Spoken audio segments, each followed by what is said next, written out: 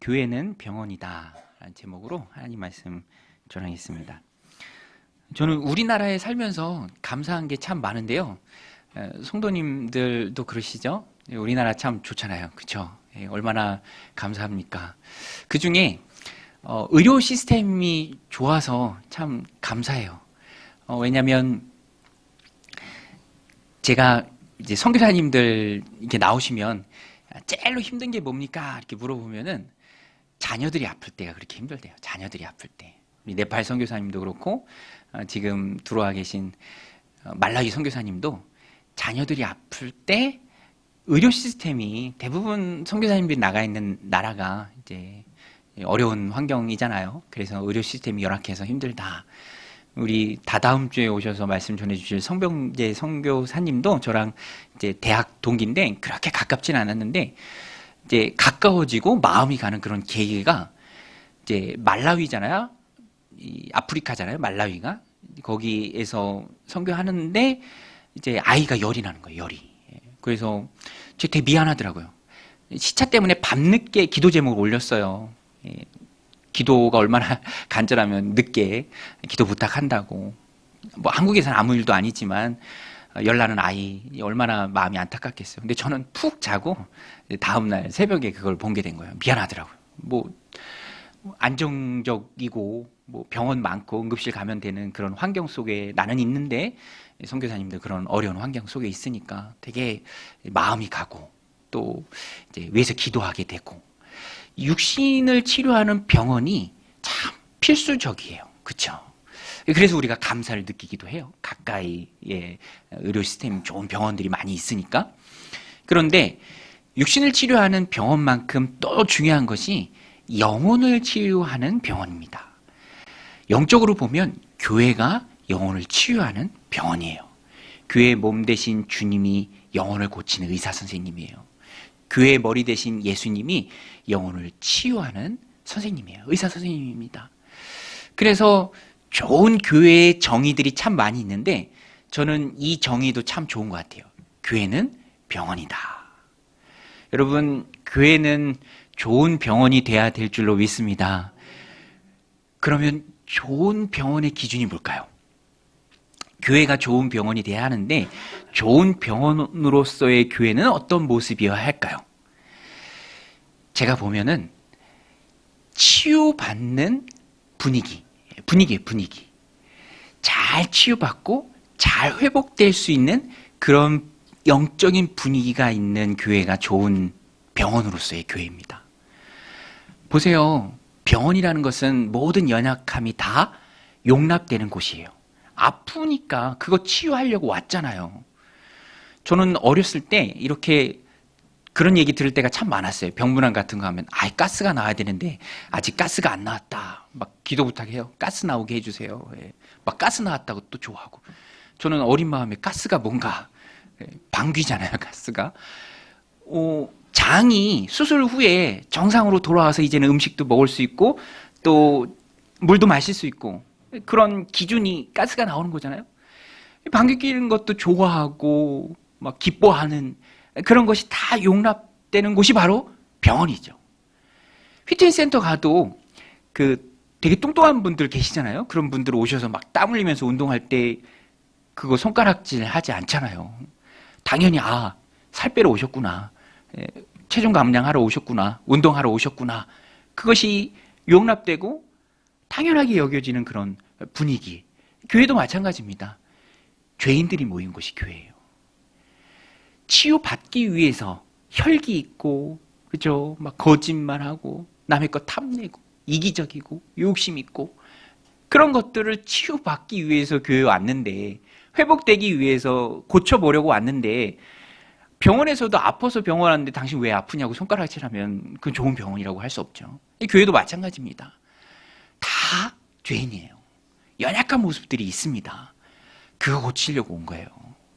그러니까 용납하고 치유받고 고쳐질 수 있도록 지켜보는, 품어주는 그런 영적인 분위기가 있는 교회가 병원으로서의 좋은 교회죠. 오늘 본문에도 보면 예수님께서 세리와 죄인들과 앉으세요. 당시의 세리는요, 민족의 반역자예요. 유대인 입장에서 보면 너무 믿고 얄미운 사람이에요. 민족의 피를 빨아먹는 사람. 세금 걷어서 로마 정부에 바치잖아요. 정확히 걷지 않고 자기가 많이 걷고 중간에 착복합니다.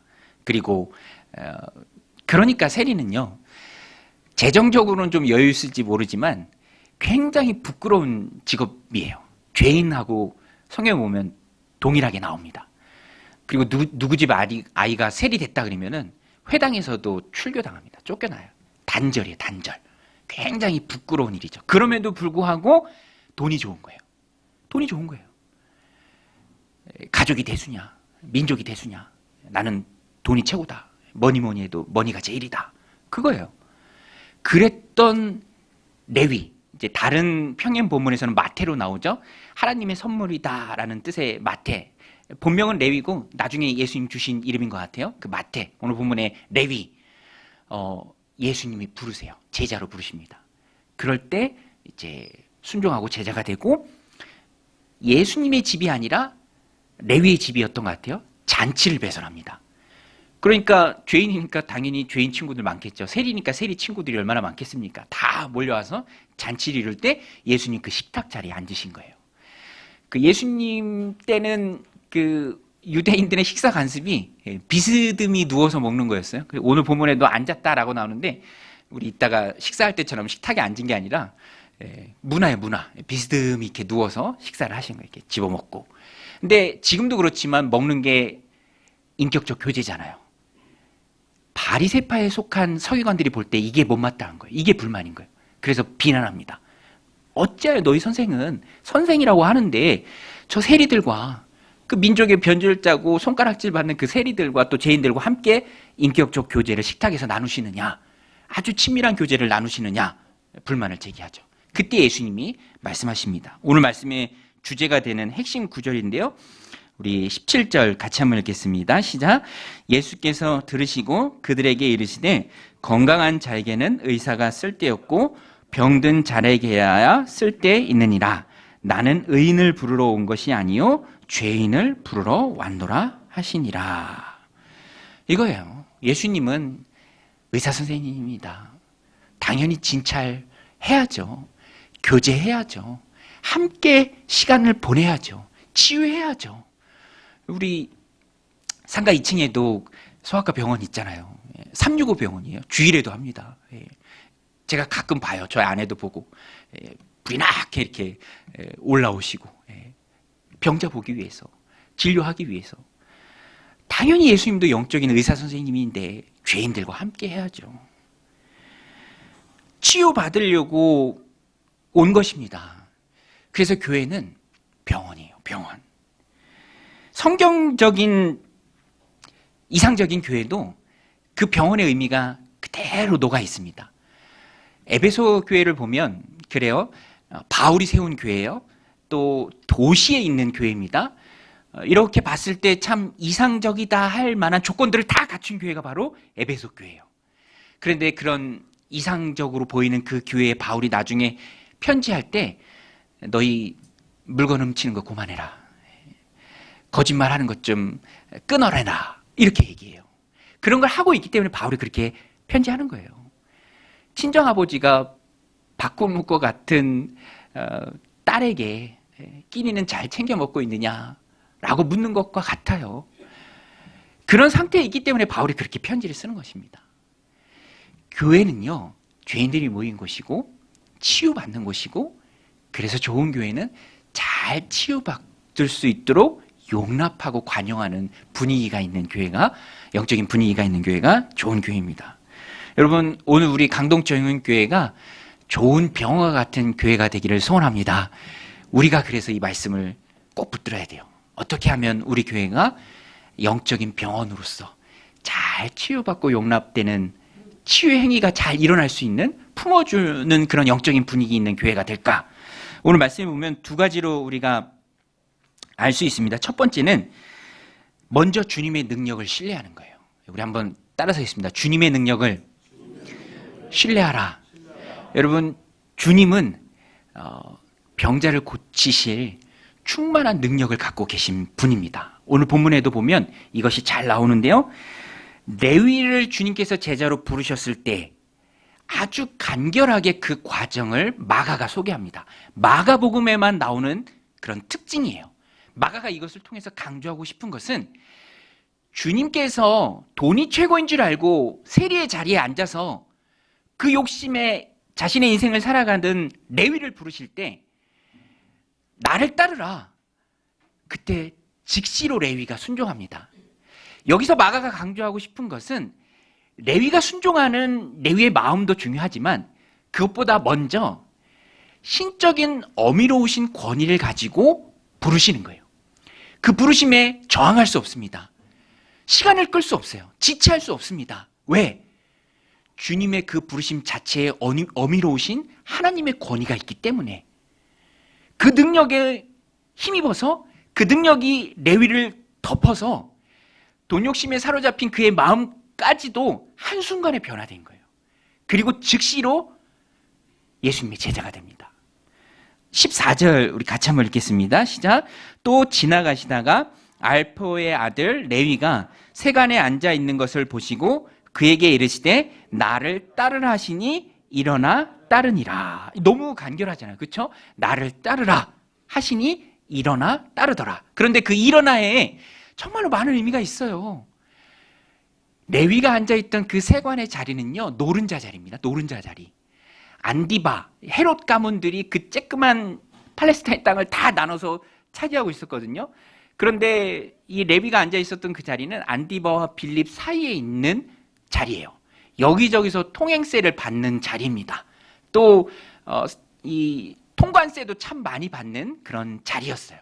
그런데 그거 다 포기하고 다 내려놓고 예수님 따르는 거예요. 제자가 된 거예요. 순종의 능력 이전에 부르시는 예수님의 신적인 권위가 있었습니다. 그 영혼과 그 마음을 치유하신 주님의 능력이에요. 베드로와 안드레, 야고보와 요한이 앞전에 나오죠. 아버지, 배, 그물, 그런 생업 다 버리고 또 따랐던 것과 똑같은 장면입니다. 이를 악물고 본인이 해낸 것이 아니라 주님의 능력이 덮은 거예요. 오늘 우리도 그래서 이 마가가 강조하는 것처럼 인정해야 합니다. 나를 바꾸는 것은 내가 아니라 주님의 능력이다. 여러분 믿으십니까? 주님의 능력이 나를 바꾸는 줄로 믿습니다. 그래서 신앙적 열심, 또 믿음이 깊어지는 거, 성장하는 거, 내 힘이 아니에요. 주님이 순종하게 하는 그 능력을 내 안에 부어주실 때 그게 가능해요. 제가 지난주에도 우리 상가 어떤 분하고 대화했는데 그분 뭐 친척 중에 목사님도 계시고 또 아내도 열심히 신앙생활하고 근데 그분은 그렇지 않은 것 같아요. 얘기하는 걸 이렇게 들어보면 아직도 좀 불만이 있대. 불만. 저도 이렇게 대화하면서 이게 평신도들이 가지고 있는 그런 장애물이 될 수 있겠다. 대화하면서 알았는데 그분이 살짝 가지고 있는 불만이 뭐냐면 매주 교회 나간다는 게 힘든 거예요. 매주. 매주 나가냐. 한 달에 한 번이나 아니면 격주나. 그죠? 그게 짜증난다는 거예요. 그래서 어디를 놀러 갈 때도 항상 금요일 출발하는 게 짜증난대. 토요일 날은 돌아와야 된다는 거. 뭐 한두 번 빠질 수도 있는 건데 매주 하는 게 힘들다는 거예요. 근데 제가 충분히 그럴 수도 있겠구나. 그러면서도 또 말씀을 준비하면서 깨닫는 게 우리 매주 하나님 예배하잖아요. 그렇죠? 저도 그래요. 예전에는 새벽 예배 매일 어떻게 하지? 그런데 하나님이 주시는 힘이 있어요. 성령님이 주시는 힘이 있어요. 내가 이를 악물고 막 허벅지 막 찌르고 막 그래서 되는 게 아니라 어느 순간 주님 주시는 힘이 그것을 가능하게 하는 거예요. 내 힘이 아니라 주님이 주신 힘으로 가능합니다. 그래서 변화는 내 힘으로 되는 게 아니라 주님이 날 만져주셔야 되고요. 주님의 능력으로 날 덮어주셔야 된다라는 것을 우리가 인정해야 돼요. 그리고 주님이 우리의 마음을 지켜주셔야 합니다. 저도 그런 것을 참 경험을 통해서 많이 느끼는데 지난주 월요일에 신대원 동기 목사님들 모여서 이렇게 대화하고 목회적인 거 나누고 즐거운 시간을 가졌는데 저는 더 즐거웠던 이유 중에 하나가 더 감사했던 이유 중에 하나가 제가 보니까 제가 제일로 감사한 것 같아요. 거기 이렇게 뭐 다들 감사하지만 그래도 대화 중에 약간의 아쉬움을 토로해요. 난 이게 좀 아쉽다. 우리 장로님들한테 이게 좀 아쉽다. 우리 교회에 이게 좀 아쉽다. 근데 저는 정말 설교 중에서 하는 얘기가 아니라 그런 게 하나도 없어요. 왜냐? 비교의 대상이 다르거든요. 저는 제 친구 목사님들 중에 이제 교회를 시작하고 이중직이라고 표현하죠. 일하시는 목사님들이 많이 계세요. 교회를 지키기 위해서 일한다. 그렇게 표현을 해요.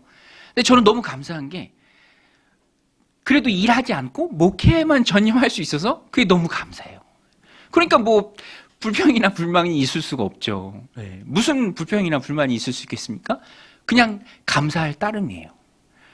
일하지 않고 제가 만약에 일하면 땀 뻘뻘 흘리고 와서 목회 전념할 수 있는 그런 상황이 안 되잖아요. 그 자체가 너무 감사한 거죠. 감사한 마음이 제 안에 너무 큽니다. 그런데 이게 제 안에서 제가 만들어낸 게 아니에요. 하나님이 넣어주신 마음이에요. 하나님이 넣어주신 마음. 우리가 자가 발전하면서 스스로를 치유할 수 없습니다. 내가 내 마음을 지켜낼 수 없어요. 세상에서 불어오는 그 모든 바람을, 그 세상 풍조를 내가 다 걸러낼 수 없어요. 하나님이 우리의 마음을 지켜주시고 하나님이 순종할 수 있는 힘과 능력을 부어주실 때 내가 순종의 길로 나아갈 수 있고요. 하나님 앞에 감사할 수 있는 삶을 살아낼 수 있습니다. 하나님이 우리를 치유하시는 거예요. 주님께서 우리를 치유하시는 거예요.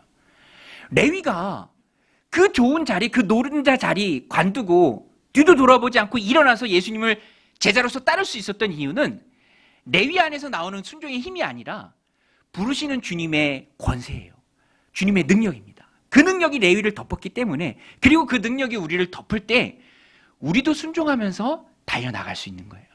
그래서 이 말씀을 우리 삶에 적용할 때 여러분 부담 갖지 마세요. 조급해하지도 마세요. 주님의 페이스에 나를 맡기십시오. 주님께 맡기면, 주님 앞에 나오는 일만 잘하면, 주님께 매달리는 일만 잘하면 주님이 원하시는 그때의 주님의 방법으로 주님이 주권적으로 우리 마음을 지켜주시고 우리의 삶을 지켜주십니다. 그리고 조금씩 우리를 치유해 주시고 바꿔주세요. 내가 하는 일이 아니라 주님이 하는 일이에요. 그래서 우리는 지레 겁먹을 필요가 없습니다. 그거 어떻게 하나? 저는 못해요. 막 손살 칠 필요도 없어요. 그냥 주님께 맡기는 거예요. 주님이 힘 주시면 우리가 할 수 있다라는 것입니다. 빌립보서 2장 13절에 보면 이 말씀이 있습니다. 제가 읽어드릴게요. 하나님은 여러분 안에서 활동하셔서 여러분으로 하여금 하나님을 기쁘시게 해드릴 것을 염원하게 하시고 실천하게 하시는 분입니다.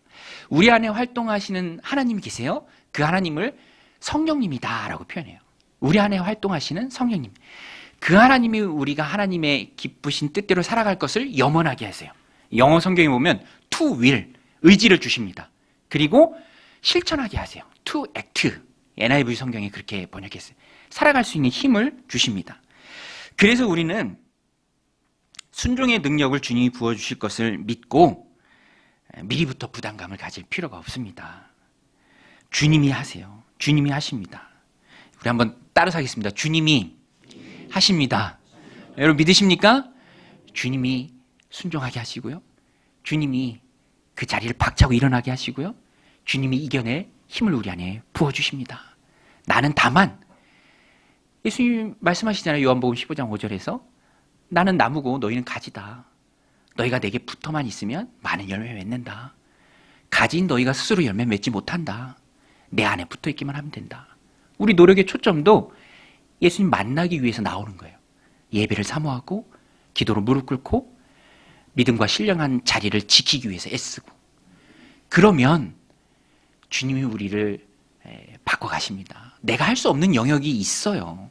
내가 악문다고 그것이 되는 게 아니에요. 저도 지난주 우리 카페 싱크대에 수전을 하나 증설할 일이 있는데 그 인터넷에 이렇게 찾아봤거든요. 근데 업체가 쭉 나와요. 근데 제가 모르잖아요. 누가 좋은 분인지 아니면 누가 이렇게 세상에 또 속이는 일이 얼마나 많이 있습니까? 뭐 큰 건 아니지만 그래도 되게 불안한 거야. 혹시 만졌다가 더 안 되면 어떡해, 그렇죠?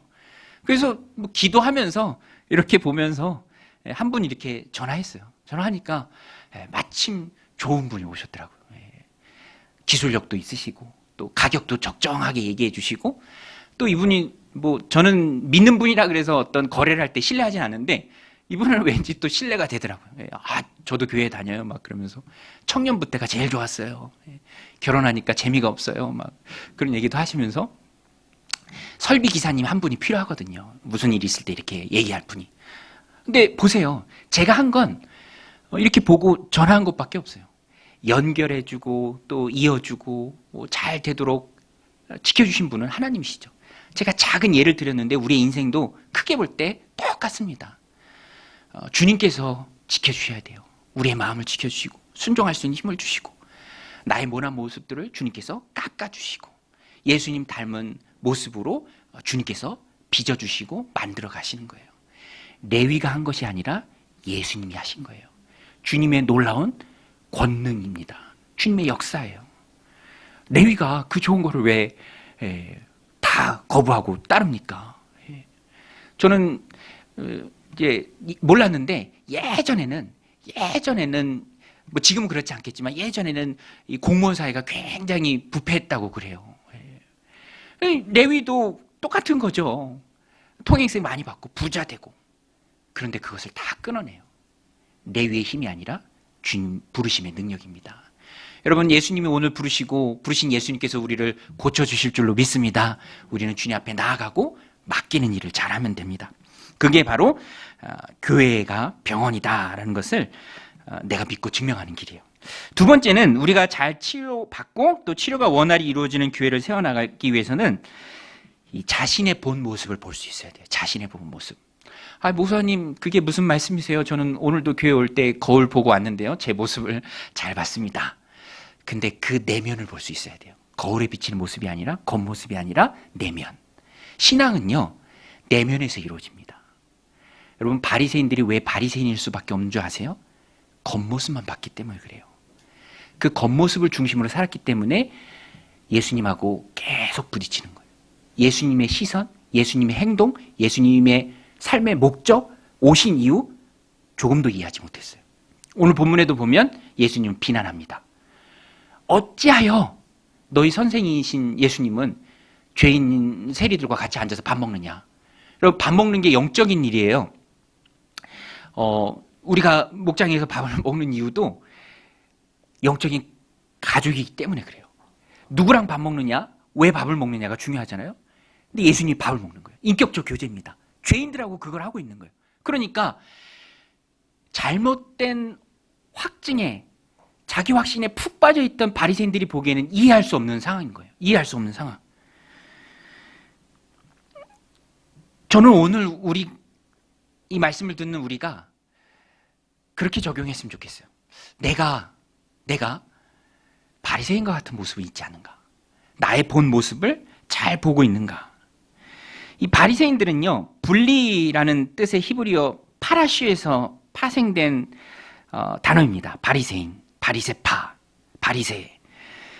세상의 영향에서 율법을 순수하게 지키려는 처음 의도는 참 좋았어요. 그렇지만 그것에 너무나 집착한 나머지, 너무나 몰두한 나머지 사람들의 인정도 받고 존경도 받지만 공감도 이끌어냈지만 그렇게 하지 못하는 사람들을 경멸했어요. 상대적 우월감에 빠져 있습니다. 교만이죠, 교만. 그래서 항상 정죄하는 거예요. 항상 판단하는 거예요. 그래서 예수님 사역에 계속 반대했습니다. 장애물이었어요. 형식이나 구전, 또 문자적 율법의 적용, 거기에만 집착한 나머지 하나님에 대한 진실한 신앙에 대해서는 다 잊어버렸어요.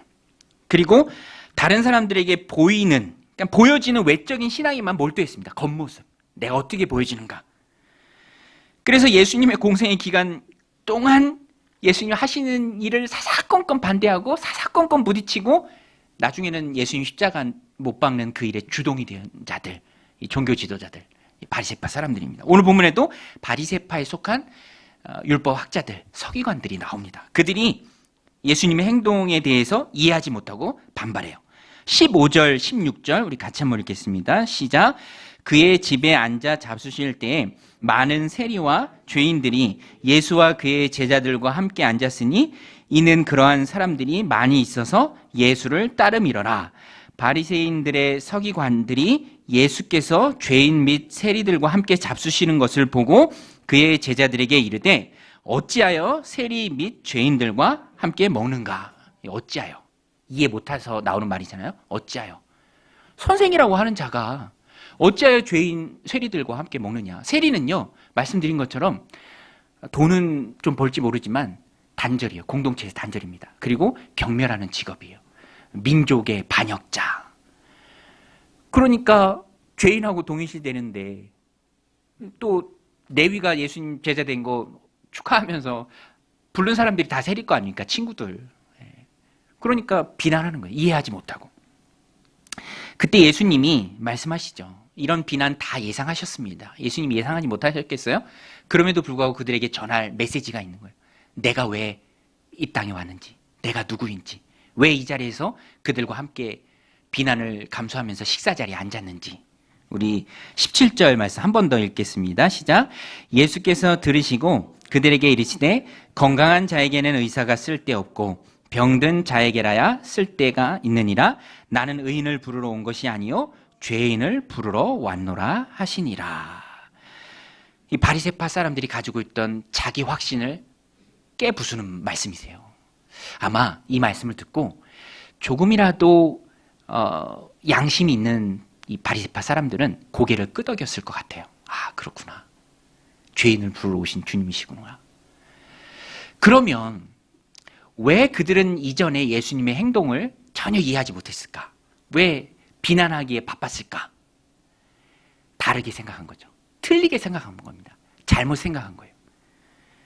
방금까지도 그들은 죄인과 함께 식사 자리에 앉으신 주님의 행동을 이해하지 못했어요.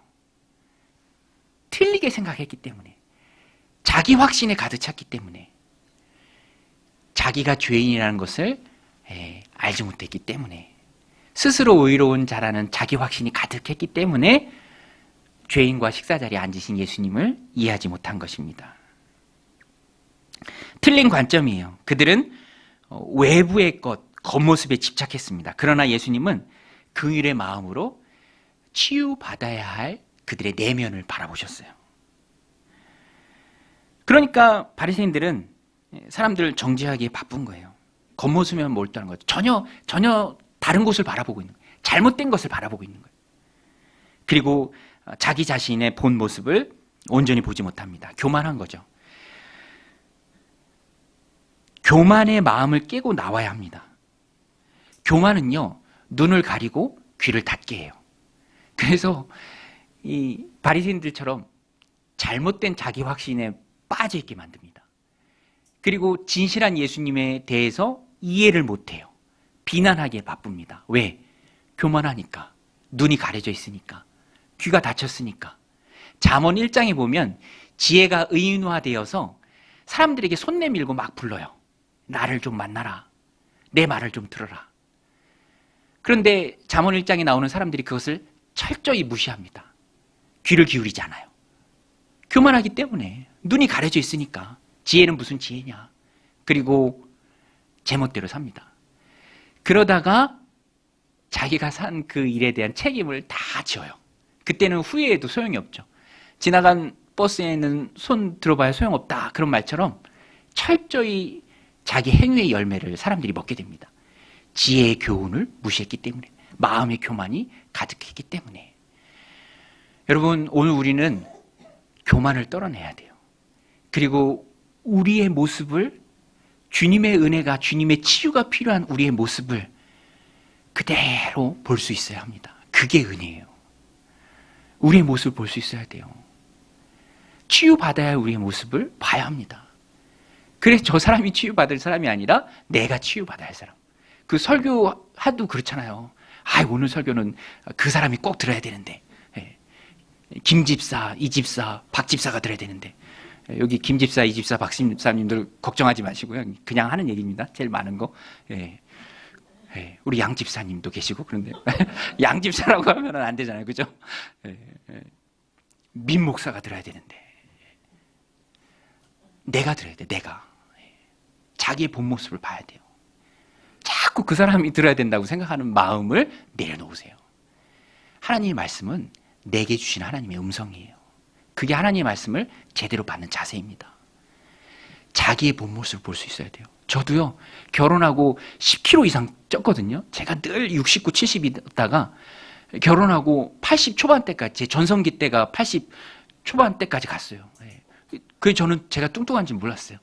그냥 뼈가 두꺼워졌겠거니 그렇게 생각했어요. 나는 뼈가 두꺼운 사람이야, 통뼈야. 그런데 어느 날 이 아이랑 찍은 사진을 이렇게 봤는데 돼지가 한 마리 있더라고요. 돼지가 한 마리 해바라기 옆에서 씩 웃고 있더라고요. 제가 깜짝 놀랐어요. 아, 이게 내 본 모습이구나. 내가 돼지구나. 그때부터 깨닫는 거죠. 노력으로 나오게 된다라는 것입니다. 자기의 본 모습을 보는 거예요. 자기의 본 모습.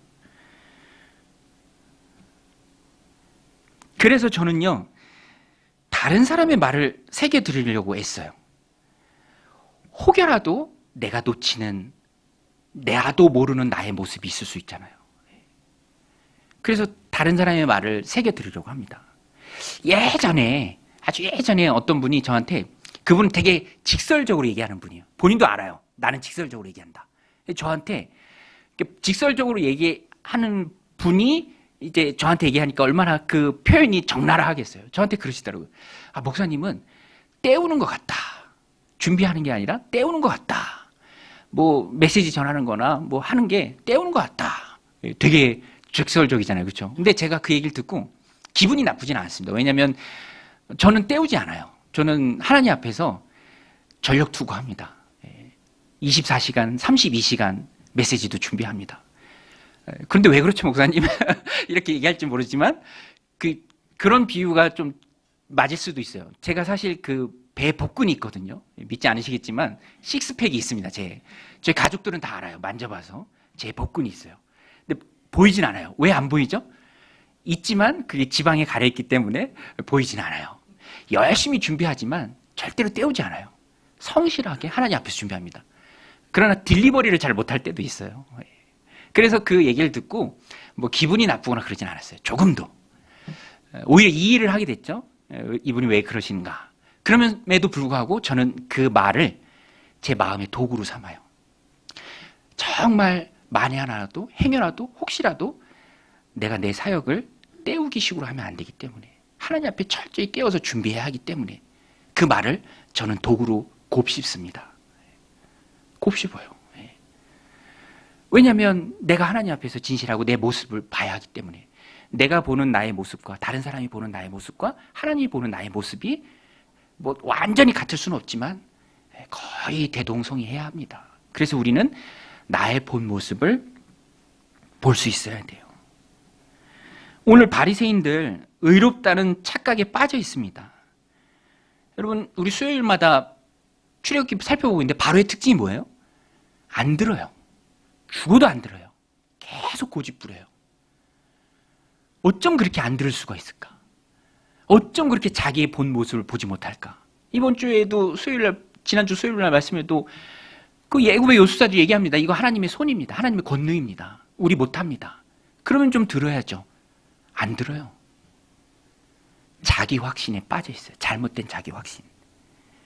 그래서 자기의 본 모습을 깨닫는 게 은혜 중에 은혜예요. 죄인이 돼야 주님의 은혜가 필요할 거 아닙니까? 누가복음 18장에서 기도하잖아요.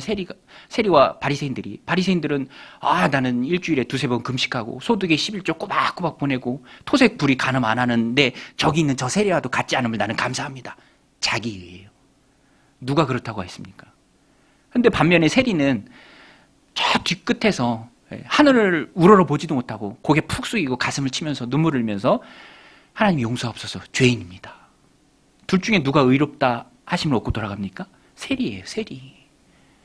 오늘 우리는 병원인 교회에서 치유받기 위해서, 회복되기 위해서, 더 낫고 바뀌어지기 위해서 하나님 성령의 조명하신 가운데 우리의 모습을 볼 수 있어야 됩니다. 어쩌면 지독히 자기에 빠져있는 오늘 본문에 나오는 이 바리새인의 모습이 우리 안에 있는지 몰라요.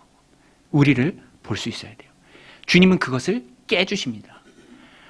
요한복음 4장에 보면 그 우물가의 여인이 예수님과 대화하잖아요. 근데 여인이 자꾸 대화를 틀어. 딴 데로 계속 틀어요. 자기의 본 모습을 보기가 싫은 거예요. 그때 주님께서 꼭 집어서 얘기합니다. 내 남편 데리고 와라. 내 남편 데리고 와라. 그때 여인이 완전히 깨지죠. 무너지죠. 그때부터 회복되고 예수님을 받아들이게 돼요. 다윗도 밧세바 사건 후에 범죄한 후에 아무도 못 봤어. 완전 범죄야. 완전 범죄가 어디 있습니까? 하나님 다 보셨는데. 나단을 보내서 막 양 얘기하시고 나중에 다윗을 콕 집잖아요. 당신이 그 사람입니다. You are the man. 그때부터 회개가 시작되는 거예요. 오늘 우리도 성령이 조명하신 가운데 지독히 고집스럽고 지독히 안 바뀌고 지독히 자기 확신과 자기의에 푹 빠져있는 우리의 모습을 봐야 합니다. 그리고 변화의 길로 나와야 돼요. 그것이 병원이라는 교회 공동체의 주인 되신 예수님이 오늘 우리에게 원하시는 거예요. 오늘 이 말씀 마음에 새기고 나의 본 모습을 보고 치유와 회복이 시작되는, 변화가 시작되는 그리스도의 이름 안에서 십자가 앞에 죽는, 다시 태어나는 은혜가 저여러분들 삶 가운데 넘치시기를 주님의 이름으로 축원드립니다.